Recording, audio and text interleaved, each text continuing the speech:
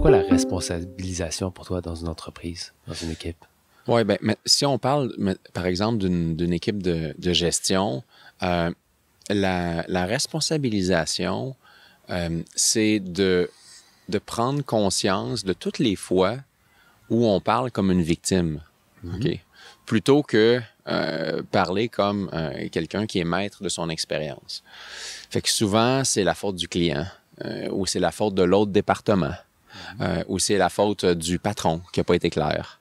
Bon, ça peut être réconfortant de penser que c'est la faute de plein d'autres personnes que soi, OK? Mais tu sais, moi, ce qui m'intéresse, en fait, c'est comment on gagne en moyens pour se prendre en charge. Et il y a un volet individuel à ça, mais il y a aussi un volet collectif. Tu sais, pour moi, l'ultime prise en charge, c'est une équipe qui se dit, ben nous, ce qu'on aimerait faire, là, c'est mois après mois, on va dire qu'est-ce qu'on a envie de réaliser, puis on va s'organiser pour le réaliser. Autrement dit, réduire l'écart entre ce qu'on dit qu'on va faire puis ce qu'on arrive à faire. Puis souvent, ce qu'on dit qu'on va faire, ben c'est la vision du leader de l'équipe. Okay. Et si tu veux bien encadrer un cheminement de cette nature-là, il faut reconnaître qu'il y a toujours un écart entre ce que le leader vise, ce que l'équipe comprend, puis ce qu'on arrive à faire ensemble.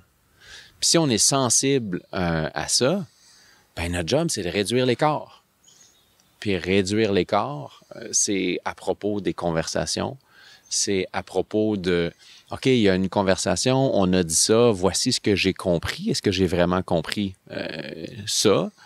Puis oui, c'est la bonne chose. OK, est-ce que j'ai quelque chose à faire avec ça? » Et donc, cette prise en charge-là, pour moi, c'est ça la responsabilisation. Tu l'as au sein des équipes, donc c'est je suis responsable de mon expérience, je me mets en lien avec mon vécu, je vis des émotions. Derrière ces émotions, ces sentiments-là, il y a des besoins qui m'appartiennent. Fait que c'est s'entraîner à être dans sa cour, tu sais, ne pas pointer le doigt. Non, c'est je suis en charge de mon expérience. Puis nous, collectivement, qu'est-ce qu'on veut faire? C'est réduire l'écart. Puis quand on arrive à réduire cet écart-là, d'abord, il faut le rendre visible, reconnaître qu'il y en a un. Mais quand on y arrive, c'est là qu'on a de la satisfaction. C'est là qu'on se sent complet, là. Comment tu fais pour amener cette culture-là dans une entreprise? Ça va commencer avec du vocabulaire. OK? Il faut placer des paramètres avec lesquels les gens autour de la table se disent « OK, ouais. » Fait que, tu sais, un de ces paramètres-là, c'est de tout de suite dire mais chacun de nous a une perspective valable et incomplète. OK.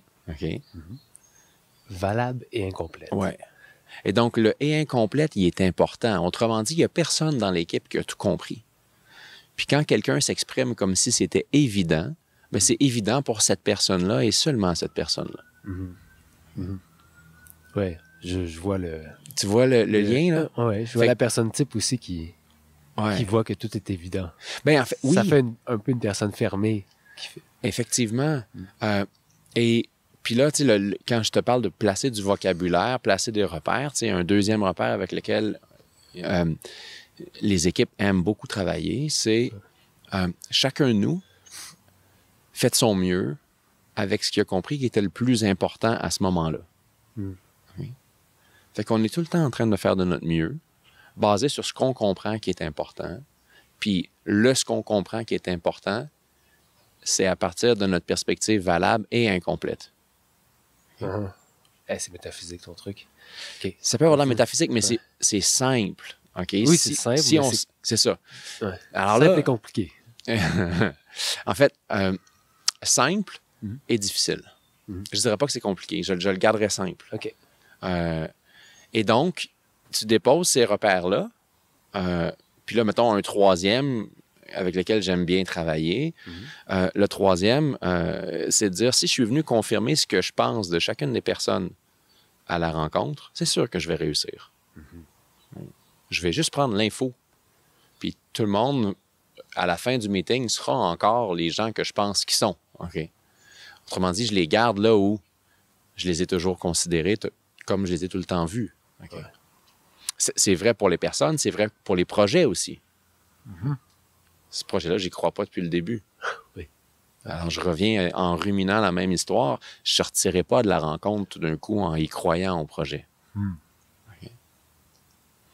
Puis, un autre repère qu'on aime déposer, c'est que c'est à partir du moment où je me prends pour mon rôle, je suis plus au service du bien commun. Parce que quand je me définis comme étant mon rôle et strictement mon rôle, mais toute conversation qui questionnerait le rôle que j'occupe, je peux plus être là. Okay? C'est de moi, c'est de ma valeur dont il serait question. Et donc là, quand on se voit au-delà du rôle, tout d'un coup, on peut être au service du bien commun. Tu peux pas prendre conscience de ça s'il n'y a pas un regard extérieur. Exact. Tu mets le doigt sur quelque chose de clé, en fait. Un coaching d'équipe, c'est ça. C'est de déposer des repères, puis aider les membres de l'équipe à travailler avec ces outils-là. Okay? Et donc, je te donne un exemple. Parler pour comprendre la perspective de l'autre, être dans une conversation, un dialogue pour comprendre l'autre ou pour convaincre l'autre. C'est ça, on le voit là, dans les organisations où l'expertise est extrêmement valorisée. Ouais. Bien souvent, on parle pour convaincre, puis that's it, là.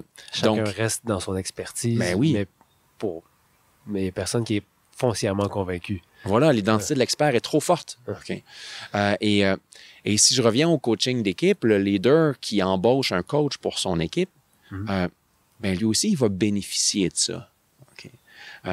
Il va bénéficier du fait que les repères sont au service de l'équipe, puis il y a quelqu'un qui l'aide à prendre un pas de recul, parce que il y a des contextes où quand le leader propose quelque chose, il y en a qui se rebutent, bon, il est encore en train de faire la même affaire, puis il y en a d'autres qui prennent ça comme étant la meilleure idée en partant. Puis là, ça devient difficile pour l'ensemble des membres de contribuer, puis qu'à un moment donné, on puisse diverger assez longtemps. Okay?